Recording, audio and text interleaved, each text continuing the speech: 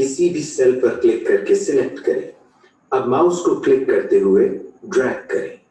आप देखेंगे कि जहां-जहां से माउस ड्रैग करते हुए आगे जा रहा है, वो तमाम सेल्स सिलेक्ट होते चली जा रही हैं। अब माउस को छोड़ें। ये देखें, सिलेक्टेड सेल अब भी सिलेक्टेड है, जब तक आप इस वर्कशीट में किसी और सेल पर क्लिक न करें। Cell content. माइक्रोसॉफ्ट एक्सेल में हर सेल का अपना डेटा, टेक्स्ट, फॉर्मेटिंग, फॉर्मूला और फंक्शन होता है। टेक्स्ट। सेल्स के अंदर टेक्स्ट, लेटर्स, नंबर और डेट को लिखा जाता है। Formatting attributes. सेल का अपना फॉर्मेटिंग स्टाइल हो सकता है, जिससे आप इस सेल के टेक्स्ट, नंबर्स और डेट्स को अलग-अलग फॉर्मेट करके डिस्प्ले कर सकते हैं। मिसाल के तौर पर डेट्स को month slash day slash year या month slash day slash year के फॉर्मेट में डिस्प्ले किया जा सकता है। कमेंट्स। सेल्स के साथ आप कमेंट्स का इजाफा भी कर सकते हैं, जिनमें आप अपने लिए या किसी रीडर के लिए रेफरेंस देते हैं कि इस डेटा का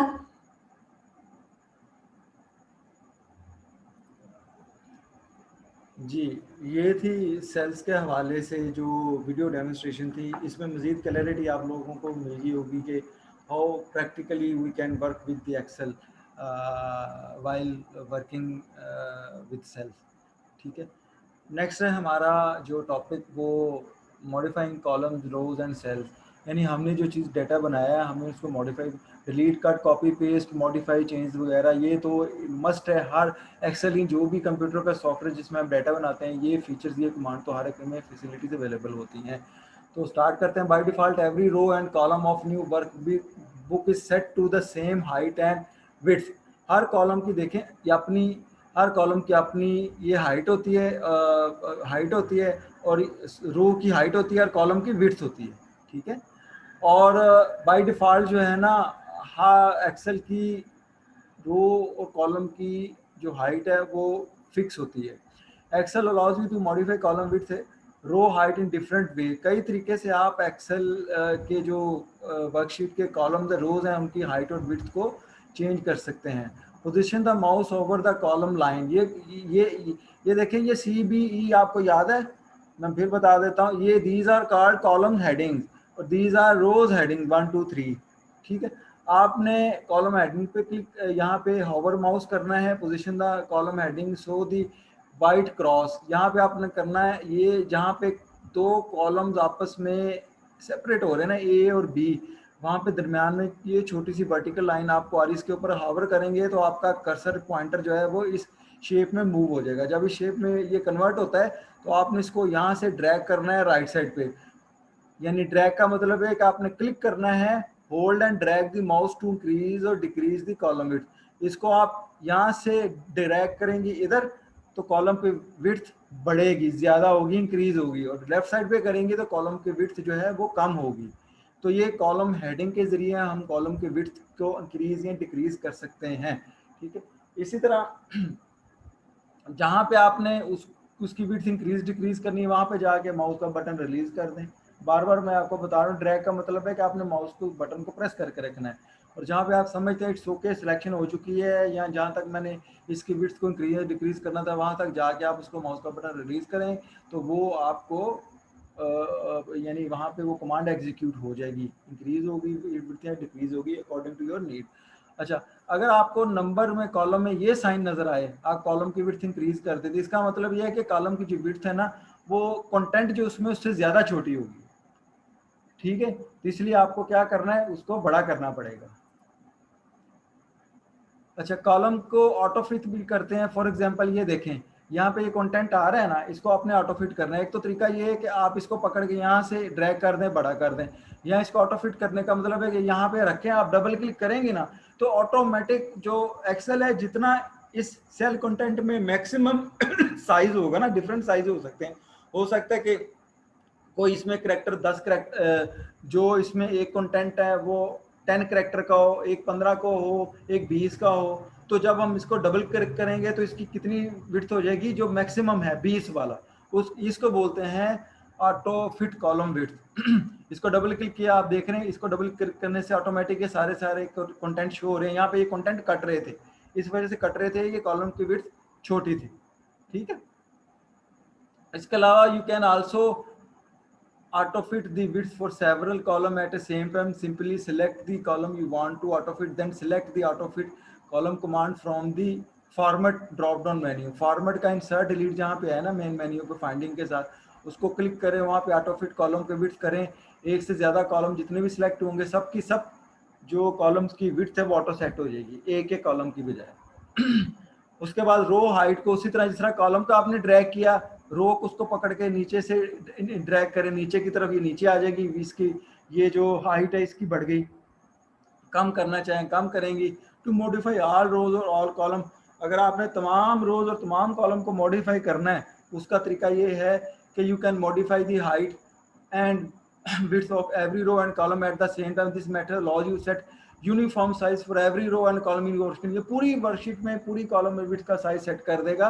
इन this example we will set a uniform row height. वो कैसे करेंगे, पूरी वर्कशीट की रो की एक तो उसकी अपनी डिफॉल्ट है ना, हम कहते हैं नहीं हम अपनी उसको देना चाह रहे हैं, तो हम पूरी वर्कशीट की कॉलम की विड्थ और रो की हाइट के सेट करना चाह रहे हैं। तो उसके लिए तरीका ये है कि हमने locate and click the select all button, यहाँ पे जो कॉर्नर बन रहा है ये सिलेक्ट ऑल बटन होता है, इसको आप क्लिक करेंगे तो सारे के सारे आपकी वर्कशीट के कॉलम्स और रो सारे के सारे सिलेक्ट हो जाएंगे, सारे के सारे कॉलम रोज सिलेक्ट हो जाएंगे, ठीक है। उसके बाद position the mouse over the row line and white cross become double row, ठीक है। Release the mouse when you satisfy with the width. अब आपने जब सिलेक्ट कर लिए तो आपने अगर रो की हाइट को सिलेक्ट करना है, आप रो को पकड़ के ऐसे नीचे मूव करेंगी और जब छोड़ेंगी तो सिर्फ ये रो नहीं सिलेक्ट होगी, ये सारी की सारी रोज की जो है हाइट सेट होगी पूरी वर्कशीट की। इसी तरह कॉलम को भी जब हम करेंगे तो कॉलम की सारे के सारे कॉलम की जो है वो जो विड्थ है वो सेट हो जाएगी इसी तरह जिस तरह रोज की है। अब टू इंसर्ट रोज, अब हम ये काम एक कर रहे हैं, हम चाह रहे हैं कि यार इसके ऊपर मैंने कुछ डाटा भूल गया हूँ, मैंने कुछ एक रो इसमें डाली इंसर्ट करनी। तरीका एक तो ये है कि जनाब इन सारे कंटेंट को पकड़ें, यहाँ से कट करें, एक स्टेप नीचे करके इसको पेस्ट कर दें, ये रो आपकी खाली हो जाएगी, यहाँ पे डाटा डाल रहे हैं। मगर एक तरीका ये भी है कि एक्सेल में हम रोज के डाटा के अंदर रो भी इंसर्ट कर सकते हैं। तो उसका तरीका ये है कि आपने इंसर्ट की कमांड को क्लिक करना है, मेन टैब में से होम टैब के ऊपर the new row will be inserted, ये न्यू रो आ गई। यहाँ एक्सेल की शीट के ऊपर राइट क्लिक करेंगी, रो को सिलेक्ट करने के बाद यहाँ पे रो को सिलेक्ट किया, यहाँ पे राइट क्लिक करेंगी तो आपके पास छोटा सा ड्रॉप डाउन मेन्यू आएगा, उसके ड्रॉप डाउन मेन्यू में डिफरेंट कमांड होगी, उसमें एक ये भी कमांड होगी इंसर्ट रो। तो जब उसको आप क्लिक करेंगी बजाय के होम टैब के ऊपर इंसर्ट की कमांड को आप सिलेक्ट करें तो वहाँ पे ड्रॉप डाउन मेन्यू में आप उसको क्लिक करेंगी इंसर्ट रो को, तो वो रो भी आपके वर्कशीट में इंसर्ट हो जाएगी। जिस तरह ये देखिए रो इंसर्ट हो गई है, ठीक है। ये रो इंसर्ट करने का तरीका है। उसके बाद रो तो हमने इंसर्ट कर लिया, कॉलम कैसे इंसर्ट करते हैं, तो कॉलम इंसर्ट करने का तरीका ये भी यही है, इंसर्ट क्लिक करें, इंसर्ट सेल में कॉलम के हेडिंग को क्लिक करें, दूसरे नंबर पे click the insert command on the home tab, the new column will appear in left. यहाँ पे ये कॉलम था, हमने कॉलम सेलेक्ट किया और इसके लेफ्ट साइड पे ये नया कॉलम आ गया। जिस तरह रो को इंसर्ट किया उसी तरह कॉलम को इंसर्ट करना। इसका भी तरीका शॉर्ट वही है कि अगर आप इसके ऊपर राइट क्लिक करेंगी तो आपके पास छोटा सा शॉर्ट मेन्यू आ जाएगा जिसमें इंसर्ट रो भी होगा, इंसर्ट कॉलम भी होगा। इंसर्ट रो नहीं होगा, सॉरी, आपने कॉलम सेलेक्ट किया हुआ तो उसी हिसाब से कमांड आपको मिलेंगी, तो उसमें इंसर्ट कॉलम होगा। तो इंसर्ट कॉलम करेंगी तो क्लिक उसको सेलेक्ट करेंगी तो वो आपका यही काम हो जाएगा जो आपने इस होम टैब के ऊपर इंसर्ट की कमांड को एग्जीक्यूट करने से किया। उसके बाद डिलीट रो, अब ये सारी जो रोज आपने सेलेक्ट करनी उनको उनकी हेडिंग से सिलेक्ट करना है आपने, सेल से नहीं, ये सेल सेलेक्ट होते हैं, आपने रो सेलेक्ट करेंगे उनकी हेडिंग से, और उसके बाद आप उसी तरह उसमें जाएंगी मेन मेन्यू में टैब में उसको डिलीट कर देंगे, यहाँ राइट क्लिक करके डिलीट के बटन को सिलेक्ट कर देंगी। और इसी तरह डिलीट कॉलम करने के लिए भी जिस तरह कॉलम को सिलेक्ट कर रहे हैं, 1 2 जितने कॉलम को सिलेक्ट करने कमांड उधर होम टैब पे जाएं, डिलीट कॉलम करेंगे, राइट क्लिक करके शॉर्ट मेन्यू ओपन होगा, उसमें से आप डिलीट कॉलम को सिलेक्ट कर लें।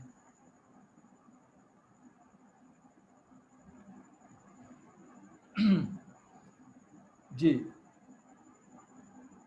उसके बाद नेक्स्ट जो है हमारा, हमने कंटेंट्स को कैसे क्लियर करना होता है। It's important to understanding the difference between the deleting row column and simply clearing its content. If you want to remove the content of a row and column without causing others to shift, right click heading and then select clear content from drop down. यानी अगर आपको सिर्फ content ही delete करने हैं तो आपकी heading, आपको heading उसी तरह चाहिए, आपका जो फॉर्मेट है वही चाहिए, बाजू का ये भी होता है ना, तो आप उसको डिलीट ना करें कॉलम को, आप सिंपल उसके कंटेंट को क्लियर कर दें। ठीक है, उन कॉलम को या रोज के कंटेंट को, पहले हमने रो और कॉलम को डिलीट करना सीखा, फिर अब हम उसके कंटेंट को क्लियर करना सीख रहे हैं कि कंटेंट को कैसे क्लियर कर सकते हैं।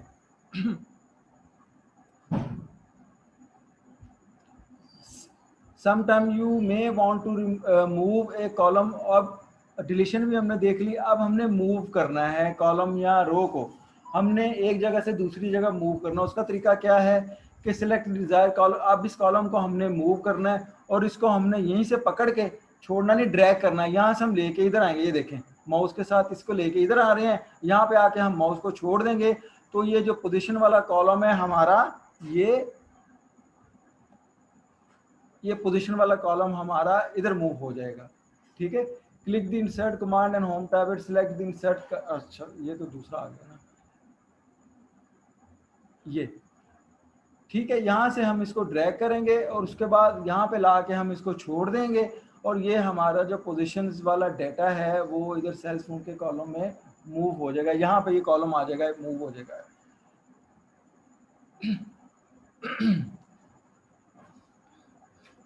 अच्छा, कॉलम बाज़ औक़ात ये भी होता है कि हमने कुछ कॉलम जो रो को ना शीट के ऊपर हाइड करना होता है, हाइड करना, तो उसके लिए तरीका ये है कि आप कॉलम को क्लिक करें, ठीक है, और उसके बाद उसके ऊपर राइट क्लिक करें तो आपके पास हाइड कॉलम, हाइड और अनहाइड दोनों के ऑप्शन आ रहे होंगे।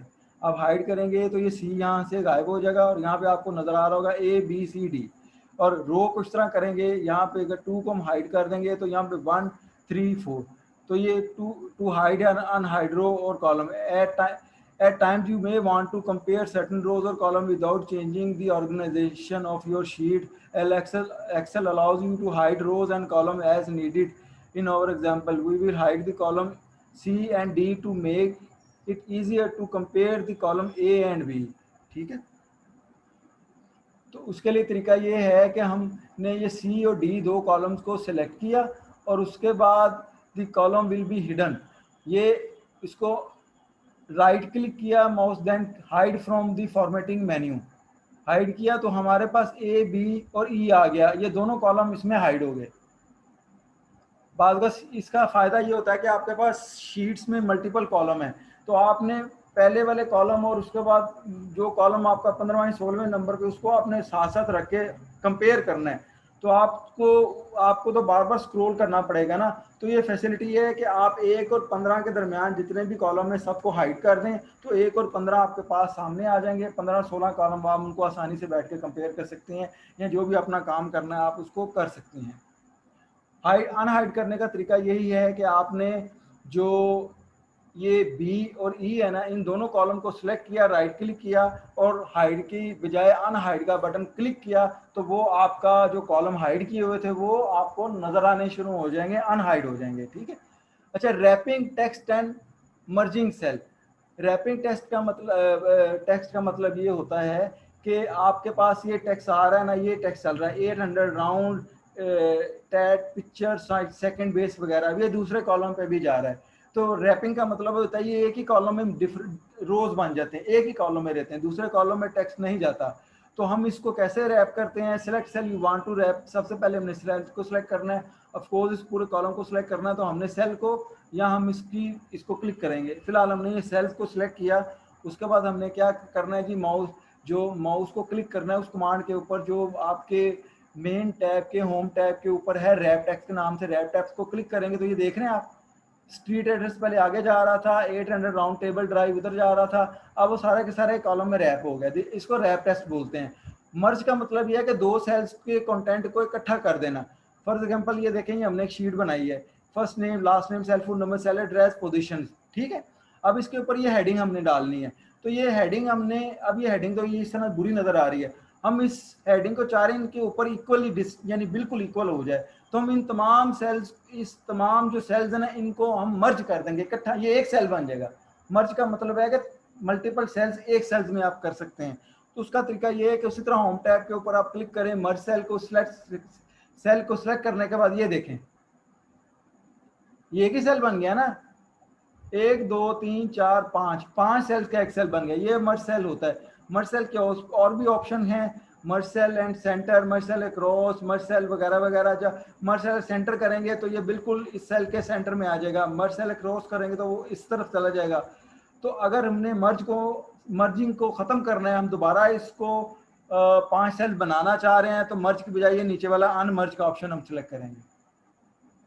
ठीक है जी, आगे आते हैं जी, फॉर्मेटिंग सेल्स को हम फॉर्मेट कैसे करना है। जो मैंने आपको बताया कि हम डाटा तो बना लेते हैं, मगर फॉर्मेट जब तक ना करें तब तक वो मज़ा नहीं आता। जो हमने एक शीट में देखा था, डेट वगैरह का फॉर्मेट था, फिर परसेंटेज का, तो उसमें फॉर्मेट करने का तरीका ये है कि सबसे पहले हम सेल को सिलेक्ट करने के जिसको हमने फॉर्मेट करना है। फॉर्मेट करने के बाद उसमें से हम अपना फाउंट, मेन मेन्यू के ऊपर, ये सिंपल चीज़ें हैं। फाउंट स्टाइल क्या है, ABC, आपको पता है ना फाउंट किसको बोलते हैं, टाइपफेस को बोलते हैं। जो फाउंट होगा, फाउंट के नाम के साथ जिस तरह वो नजर आ रहा है, जिस तरह का वो फाउंट होगा, उसका सैंपल भी साथ ही नजर होगा। फाउंट नेम सेलेक्ट करेंगे, फाउंट का साइज सेलेक्ट करेंगे, और उसके बाद जो भी साइज, यानी फाउंट जितना साइज छोटा होगा वो फाउंट बारीक होगा, जितना साइज बड़ा होगा फाउंट आपका ज़्यादा बड़ा बिगर साइज का होगा और अच्छा नजर आएगा। और सिलेक्टेड फाउंट जो है ना, वो आपके ये चेंज हो जाएंगे जितने आपने ये डाटा। वेबनार का हमने फाउंट सेलेक्ट किया, इसका जॉर्जिया फाउंट लगाया, यहाँ पे कुछ और फाउंट था, यहाँ पे आपका फाउंट कुछ और नजर आ गया। नजर आ अच्छा, फाउंट साइज भी इसी तरह है। अब इसी ट्रेनिंग लॉग को हम फाउंट साइज 16 करेंगे, तो ये अपने ट्रेनिंग लॉग का साइज बड़ा हो गया, पहले ये छोटा था, ये बड़ा हो गया। अच्छा, दूसरा ये है कि ये फाउंट्स, ये नेम और साइज के अलावा हम यहाँ से भी फाउंट को चेंज कर सकते हैं। ये फाउंट साइज किसको क्लिक करेंगे तो इंक्रीज एंड डिक्रीज भी फाउंट साइज करेगा ये, ठीक है। ये जो बटन्स हैं, ये जो कैपिटल ए यानी आपको बिगर ए नजर आ रहा है, it will increase the size of fount, और दूसरा जो स्मॉल ए नजर, यानी जो आपको यानी स्मॉलर छोटा ए नजर आ रहा है, that will decrease the size of your font size. ठीक है बेटा।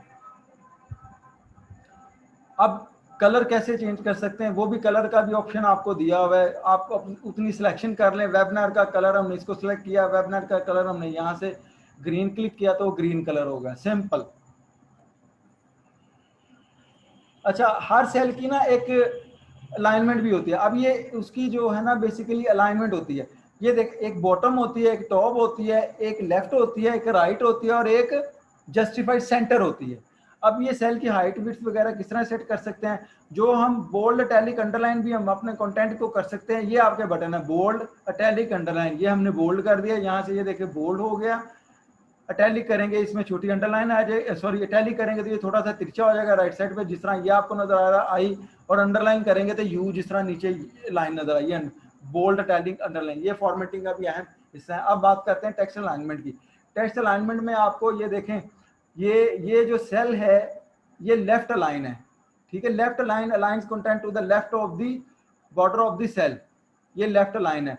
ये centre line align the content at the equal distance from left, और सेंटर में लाइन कर देता है ना कंटेंट के, सेल में कंटेंट को लेफ्ट, राइट या सेंटर में अलाइन कर देता है। अच्छा, राइट अलाइन, ये राइट अलाइन है, कंटेंट आपका देखें राइट साइड पे लाइन हुआ है, राइट साइड से एक जैसा है बिल्कुल, तरतीब में, एक ऑर्डर में।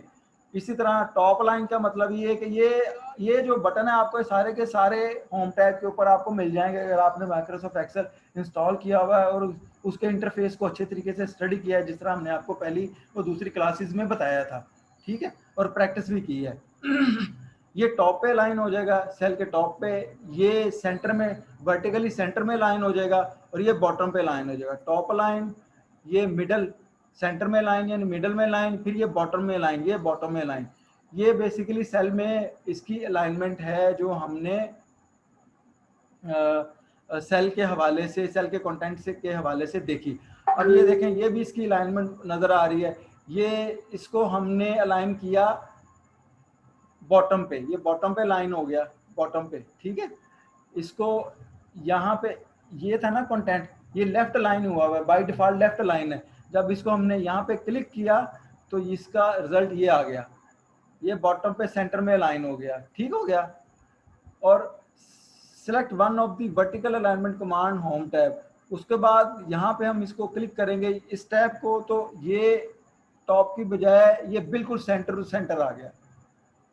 अब देख रहे हैं ना, यहाँ से हमने इसको क्लिक किया, अगर हम ये सेंटर वाला क्लिक करेंगे कि सेल के बिल्कुल में टॉप बॉटम लेफ्ट राइट से सेंटर में कंटेंट आ जाए, तो ये सेंटर में आ गया।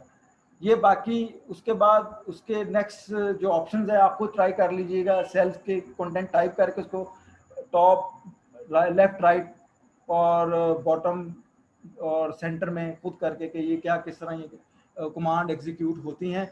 उसके बाद आपने ऑर्डर, बाद बॉर्डर आपने अपने डाटा के गिर्द आपने बॉर्डर लगाना होता है। तो बॉर्डर ड्रॉ करने का तरीका यही है कि ये होम टैब के ऊपर आपको ये बॉर्डर का बटन मिल रहा है, इसको क्लिक करें और आप यहाँ पे ऑल बॉर्डर का ऑप्शन सेलेक्ट कर लें, तो आपके ये सारे के सारा जो है ना, ये देखो लाइन लग गई हेडिंग के ऊपर, ये हेडिंग बनाई हमने और उसके बाद यहाँ पे ये लाइनें लगा दी। पहले ये लाइनें नहीं है, ये वैसे एक्सेल वर्कशीट किया, ये फॉर्मेट इस तरह है, ये आपको नजर आ रही है मगर प्रिंट नहीं होगी। असल में बॉर्डर ये है जो लगा दिया, अब नजर आ रहा है आपका ना। इस तरह हम अपनी वर्कशीट को एक अच्छी स्टाइलिश लुक दे सकते हैं। नेक्स्ट इसकी वीडियो डेमोन्स्ट्रेशन है जो हमने फॉर्मेटिंग के हवाले से अभी डिस्कस की है।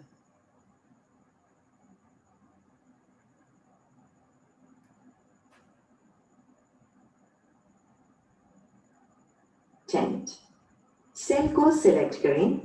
अब अपने कीबोर्ड की मदद से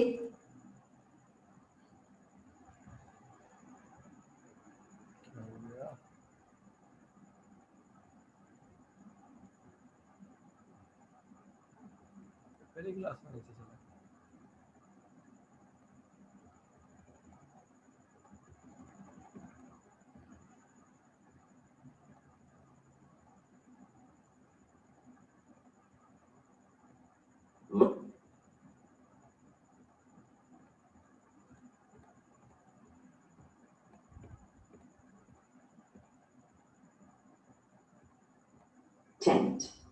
सेल को सिलेक्ट करें। अब अपने कीबोर्ड की मदद से इस सेल में डेटा डालें। आप देखेंगे कि सेल में कंटेंट लिखा जा रहा है। इसके साथ साथ ऊपर फॉर्मूला बार में भी यही कंटेंट लिखा जा रहा है। आप इस कंटेंट को फॉर्मूला बार में चेंज भी कर सकते हैं और ये इसी तरह ऑटोमेटिकली सेल में भी चेंज हो जाएगा। To delete content within cells, Jin sales में से कंटेंट आप डिलीट करना चाहते हैं उनको सिलेक्ट करें। होम टैब में एडिटिंग के ग्रुप में क्लियर के ऑप्शन पर क्लिक करें। आपके सामने ये सब मेन्यू खुल जाएगा। इस मेन्यू में से क्लियर कंटेंट के ऑप्शन पर क्लिक करें। आप यही काम करने के लिए अपने कीबोर्ड का इस्तेमाल भी कर सकते हैं। इस मकसद के लिए एक सेल में से कंटेंट डिलीट करने के लिए बैकस्पेस की और एक से साइड सेल से कंटेंट क्लियर करना चाहते हैं तो कीबोर्ड से डिलीट की प्रेस करें। टू डिलीट सेल्स, ये तो था सेल्स से कंटेंट डिलीट करने का तरीका। अब हम आपको सेल डिलीट करने का तरीका बताते हैं। जिन सेल्स को डिलीट करना हो उनको सिलेक्ट करें। होम टैब में सेल्स के ग्रुप में जाएं और डिलीट के ऑप्शन को क्लिक करें। यहाँ ये बात काबिल जिक्र है कि सेल से कंटेंट डिलीट करना और सेल को डिलीट करना, इन दोनों में बहुत फर्क है। अगर आप सेल से कंटेंट डिलीट करते हैं तो सेल वर्कशीट में मौजूद रहता है, लेकिन अगर आप सेल को रीडिलीट कर दें तो सेल वर्कशीट से डिलीट हो जाएगा, लेकिन इससे नीचे वाले सेल इसकी जगह खुद ब खुद ले लेंगे। To copy and paste cell content, जिन सेल को कॉपी करना हो उनको सिलेक्ट करें और होम टैब में कॉपी कमांड को तलाश करें। कॉपी कमांड को क्लिक करें। ये देखें सेल्स के बॉर्डर की अपीयरेंस या शक्ल तब्दील हो गई है। अब जहां और जिन सेल्स में आपने ये कंटेंट पेस्ट करना हो उनको क्लिक करें। पेस्ट कमांड क्लिक करें। ये देखें कॉपी किया हुआ कंटेंट पेस्ट हो गया। To cut and paste cell content, जिन सेल को कट करना हो उनको सिलेक्ट करें। कट कमांड पर क्लिक करें जो आपको होम टैब में क्लिपबोर्ड के ग्रुप में नजर आ रही है। जहां कंटेंट पेस्ट करना हो उस सेल पर क्लिक करें। पेस्ट कमांड पर क्लिक करें। आपका डाटा या कंटेंट ओरिजिनल सेल से रिमूव होकर नई जगह नए सेल्स में पेस्ट हो जाएगा। To access more paste options, Microsoft Excel में आपके पास पेस्ट कमांड की चंद ऑप्शंस मजीद भी हैं जो आपको इस पेस्ट कमांड के नीचे ड्रॉप डाउन एरो को क्लिक करने से मिलेंगी।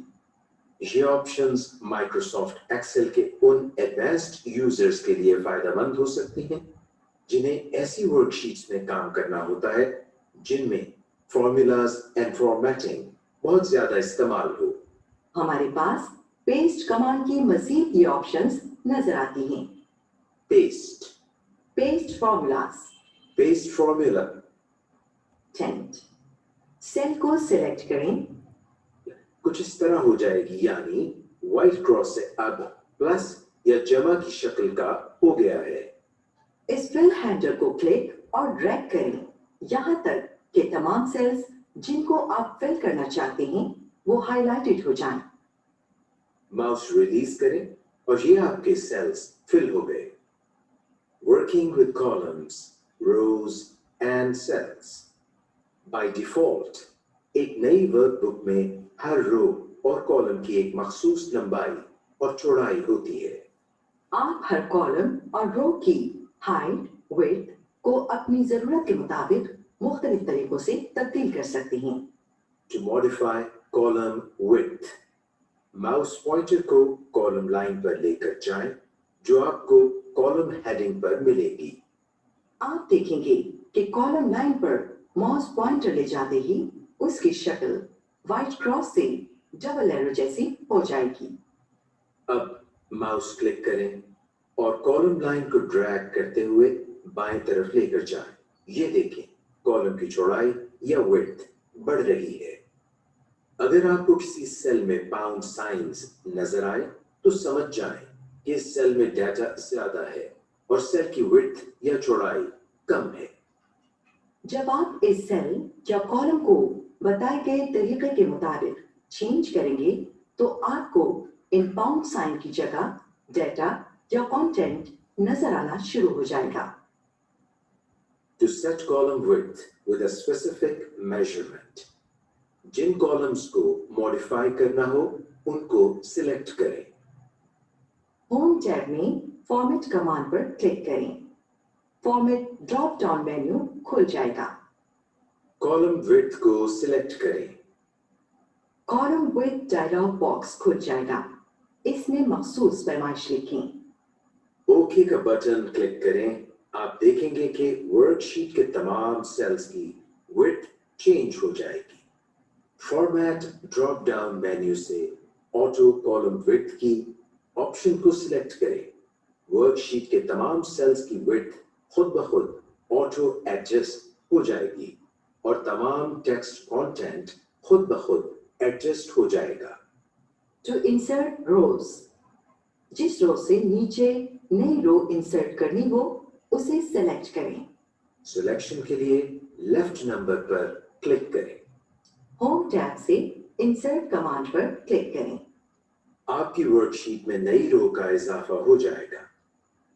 जब आप एक्सेल शीट में नई रो, कॉलम या सेल्स का इजाफा करते हैं तो आपको नए इंसर्टेड सेल्स के साथ इंसर्ट ऑप्शन बटन नजर आएगा।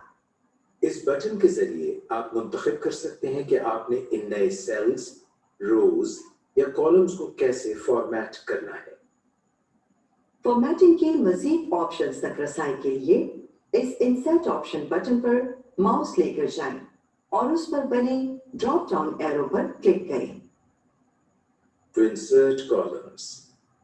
जिस कॉलम के आगे या पहले आपने नया कॉलम ऐड करना हो उसको सिलेक्ट करें। मिसाल के तौर पर अगर आपने ए और बी के दरमियान कॉलम ऐड करना हो तो कॉलम बी को सिलेक्ट करेंगे। होम टैब पर इंसर्ट कमांड पर क्लिक करें। ये देखें आपकी वर्कशीट में एक नया कॉलम ऐड हो गया है। बाय डिफॉल्ट जो नया कॉलम ऐड होता है इसकी फॉर्मेटिंग इसके लेफ्ट या बाएं जाने वाले कॉलम की तरह ही होती है।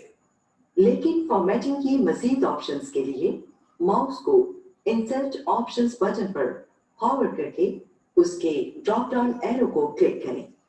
जब आप रोज या कॉलम्स का इजाफा करते हैं तो इस बात को यकीनी बनाएं कि उसे अगली रो या कॉलम की हेडिंग सिलेक्ट हो ताकि उस रो या कॉलम में तमाम सेल्स सिलेक्टेड हो।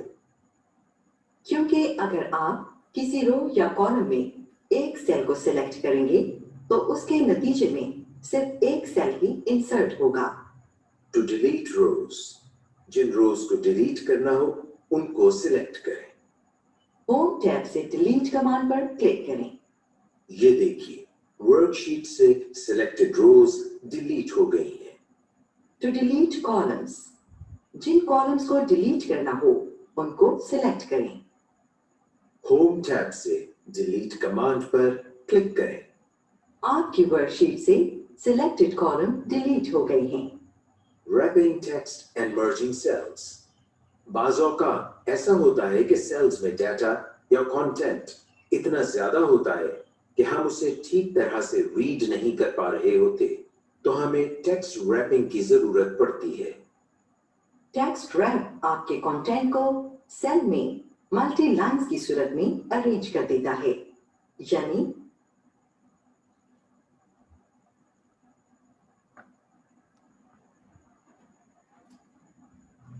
जी, ये थी सेल्स की फॉर्मेटिंग के हवाले से वीडियो डेमोन्स्ट्रेशन, जिसमें अगेन आपको जो चीज़ें मज़ीद क्लैरिटी में आ गई होंगी।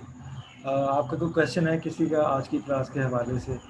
ठीक है बेटा, फिर ऑनलाइन लर्नर्स में से किसी का भी कोई क्वेश्चन हो तो व्हाट्सएप जो हमने तरीक़ेकार आपको दिया उस पर कर सकते हैं, और आपका अपना फीडबैक ज़रूर हमसे शेयर कीजिएगा। अपनी रजिस्ट्रेशन ज़रूर करवा लें, नाम और सिटी का नाम 0321430578 पे हमें सेंड करके। नेक्स्ट एक्सेल की क्लास इंशाल्लाह कल होगी सेम टाइम 11 o'clock। तब तक के लिए अल्लाह हाफिज़, टेक केयर।